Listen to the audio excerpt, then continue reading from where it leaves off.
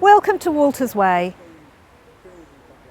So as a young architect, Walter Segal travelled to Mallorca where he looked at indigenous housing. He then was hired as a tomb surveyor to go to Cairo and look at the pharaohs' tombs, and he was then invited to the British Museum, to the Egyptology department, and that's what brought him to London. In the 1970s there was a housing crisis and there was a very long list of people on the waiting list in Lewisham wanting houses. There were about 5 or 6 people at Lewisham Council who were interested in doing something quite progressive. One of them actually knew Walter Segal and introduced Walter Segal to Lewisham Council, and they started to discuss whether it would be possible to do a Walter Segal self-build scheme that was funded by the council and that would allow ordinary people who were on the council waiting list to actually build their own homes and then live in them. Okay, cut a long story short. 2.5 years of every evening, every weekend we practically camped out, and we had a 2- and 3-year-old at the same time, and working full time. I was working on the market, selling fruit and veg. My wife was a primary school teacher. So it really was like intense. When people said, let's go to a party, I said, no party, you come here. And when you come, bring your hammer and bring some dirty clothes and bring some food.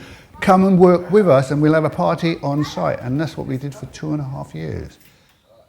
So we spent months or weeks, it could have been months, building frames on the horizontal, on the ground. And then when time to come to raise the frame, we call all our neighbours, people doing the same thing, and our family. We're going to raise our frames. What we did, I sprinkled white rum on the foundations, because these are on piles. Just sprinkled the foundation with the rum and just kind of do a little prayer. And then we raise our frames, 1, 2, 3, 4, and a whole bunch of people holding those frames, and why we tie them with temporary joists. And it was like you spent months down here and all of a sudden, oh my God.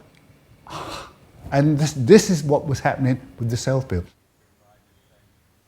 A lot of the houses in the street have also been adapted and changed internally and externally. People have added on parts to their houses as their families and their needs grow, and that was one of the other fundamental principles of the Segal process, that houses are flexible to adapt to you and you don't have to adapt to a prescribed house.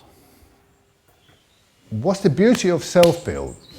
Not just the Walter Segal thing, but it gives you that supreme confidence to do anything.